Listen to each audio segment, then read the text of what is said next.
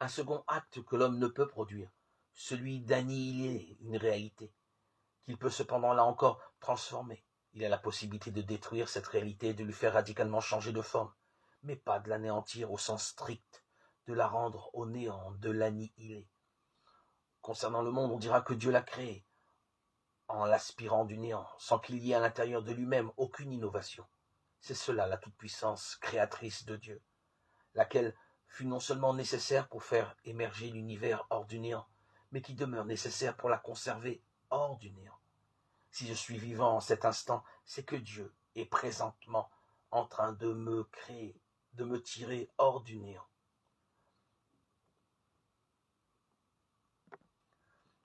Dieu a créé les choses pour qu'elles fussent, ce qui signifie qu'il les a créées pour qu'elles fussent pour toujours. Il ne les détruira pas, mieux, il ne les annihilera pas. Il les transformera, il donnera à l'homme de les transformer, souhaitant bien sûr que ce soit pour un bien de l'humanité et de l'univers entier.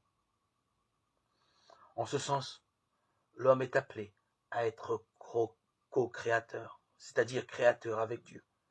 Ce dernier ne reviendra pas sur sa parole créatrice.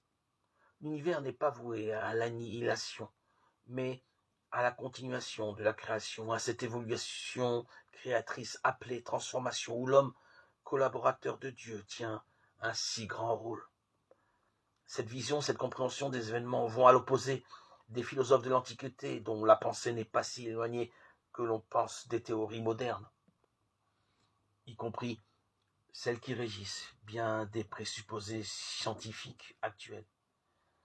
Ces philosophes ne parvenaient pas à accéder à la notion de création à partir de rien, et quand il était question de la matière, se troublaient en la considérant comme quelque chose émergeant d'une puissance maléfique, définie de manière diverse, mais revenant finalement à opposer matière et esprit.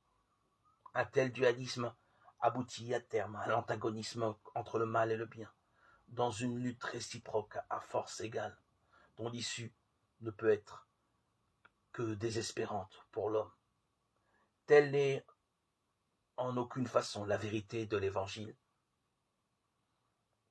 L'autre question peut ensuite se poser à l'intelligence humaine. En créant l'univers, Dieu attend-il un quelconque gain à son propre profit? Aucunement. Il n'en attendra qu'un bien pour cette création dans la mesure où elle se met en marche vers lui.